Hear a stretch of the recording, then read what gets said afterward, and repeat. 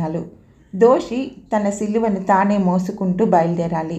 కొంత దూరం వెళ్ళాక సైనికులు కురేను దేశస్థుడు సీమోను భుజాలపై ఆ సిలువ పెట్టి మోయించారు.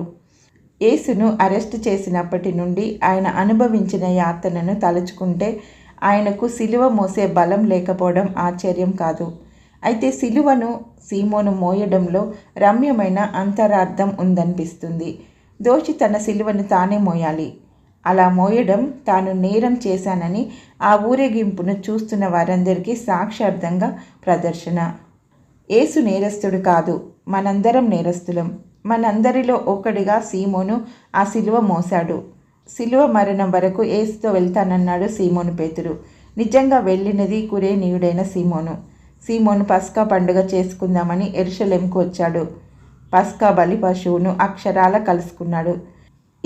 ఇతని ఇద్దరి కొడుకులు అలెగ్జాండరు, రూఫస్లు రోమా విశ్వాసులకు పరిచితులే అయి ఉండవచ్చు.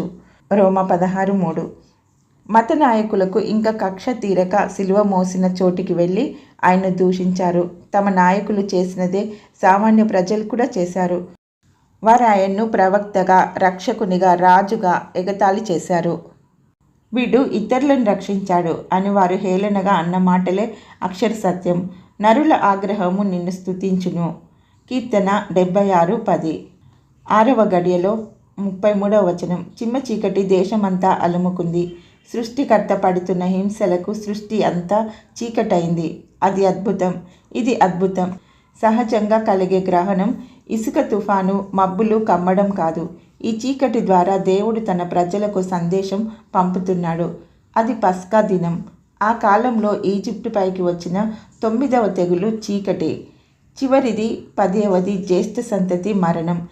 నిర్గమాకాండం 10:22, 11:9. కల్వరిలో దేవుని ఏకైక కుమారుని మరణాన్ని చీకటి ప్రకటిస్తున్నది. 9వ గడియ 34-41 వచనాలు. చీకటి కమ్మక ముందు 3 మాటలు ప్రభు పలికాడు. చీకటిలో పూర్తిగా మౌనం దాల్చాడు. ఎందుకంటే మన కోసం ఆయన పాపంగా చేయబడినది అప్పుడే. కొరింథీ 2వ పత్రిక 5:21. మళ్ళీ 9వ గడియలో ఆయన నోరు విప్పాడు. సమాప్తమైనదంటూ తన ఆత్మను తండ్రి చేతికి అప్పగించాడు. భూకంపం. ఆలయం తెర చినగడం వెనువెంటనే తన మరణం ద్వారా సేవకుడు కొత్తది, సజీవమైనది అయిన మార్గం ఒక దానిని తెరిచాడు. హెబ్రీ 10:12-22 వరకు. ధర్మశాస్త్రాన్ని ఇస్తున్నప్పుడు కూడా భూమి కంపించింది. నిర్గమాకాండం 19:16-18 వరకు. యేసుక్రీస్తులో ధర్మశాస్త్రం ఈడేరినప్పుడు కూడా భూకంపం కలిగింది. ధర్మశాస్త్ర సంబంధమైన శాపం తీరి